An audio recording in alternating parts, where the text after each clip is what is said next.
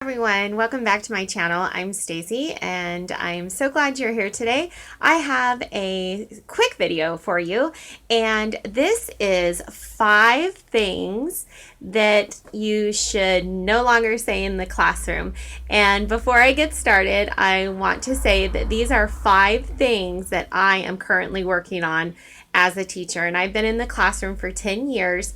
But as I mentioned in another video, and I will put a card up here, I recently posted a couple of days ago about being direct and being just straightforward with the things that we say in the classroom.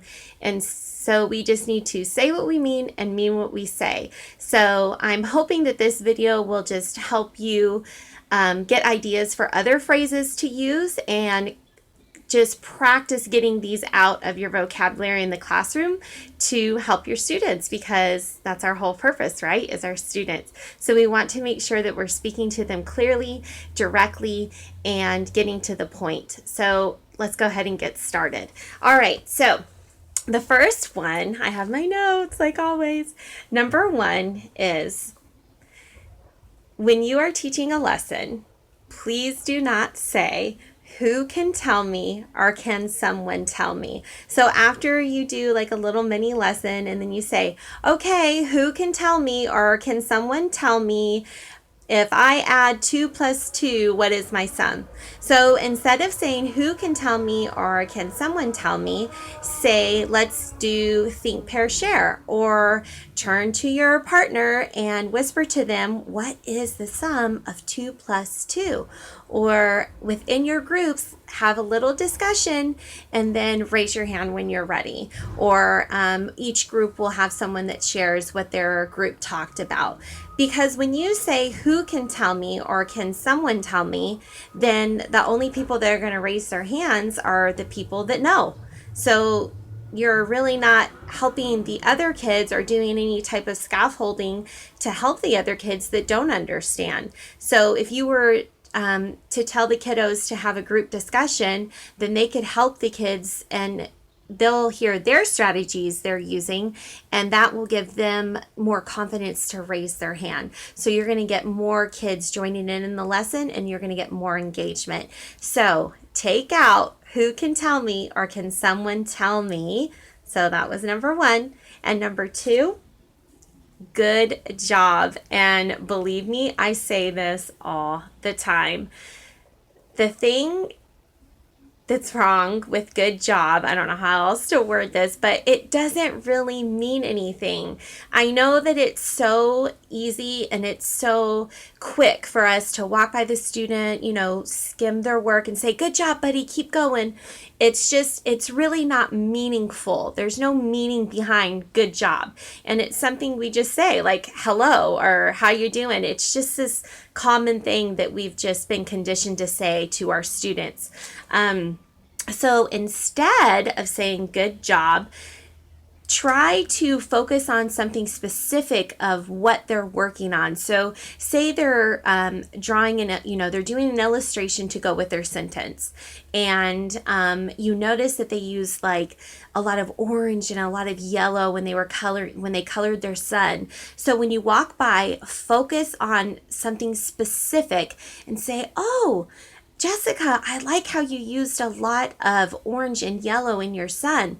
Are those your favorite colors?" So this is more meaningful for the student. You're having a short and sweet conversation about something specific about what they're working on, instead of walking by, tapping them on the shoulder and saying, "Hey, good job, Jessica." Well, what am I doing good at? There's just really not a lot of meaning behind it. So look for something specific to focus on when you walk by to look at your students' work.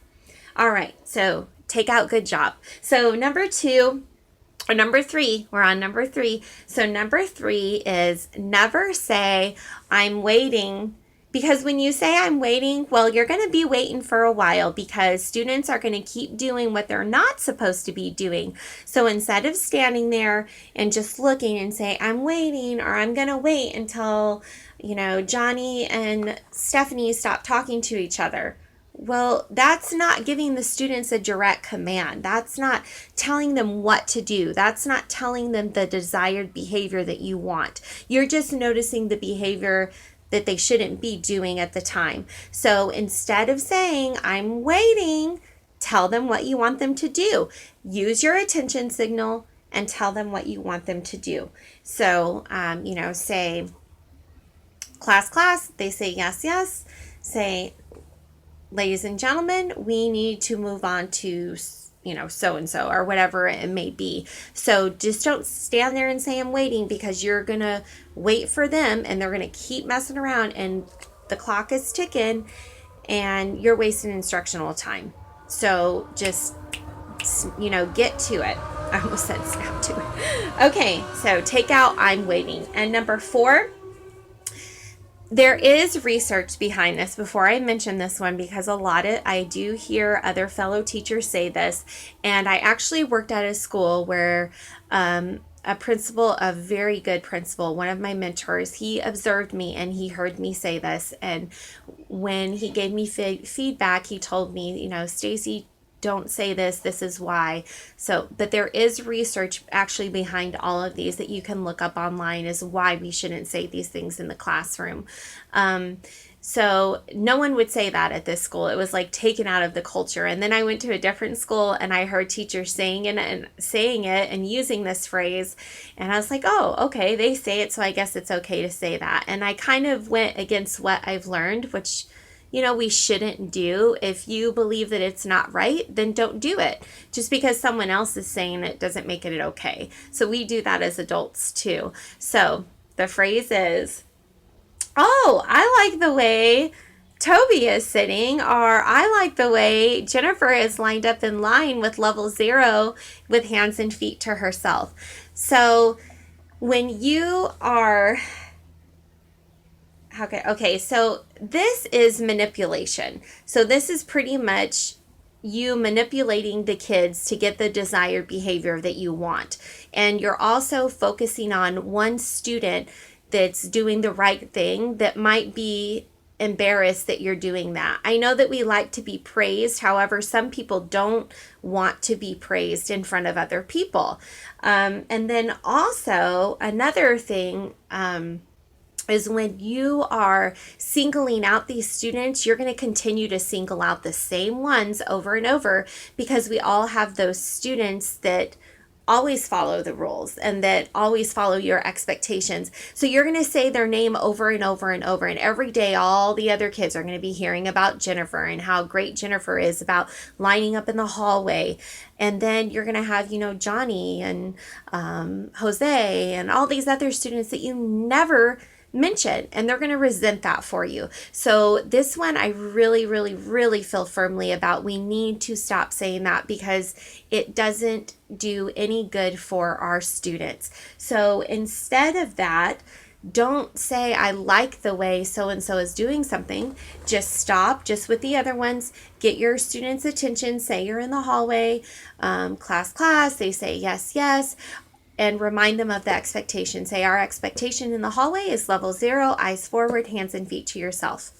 And move on. So don't single out a certain student. And when you do want to praise of course you want to praise your students, but, go up to them quietly, and you don't have to always announce it in front of the whole class. There's many other ways that, and many other strategies that you can use besides saying, oh, I like the way so-and-so, and I like the way, so I am going to work super duper hard to take that out of my teacher vocabulary again this year.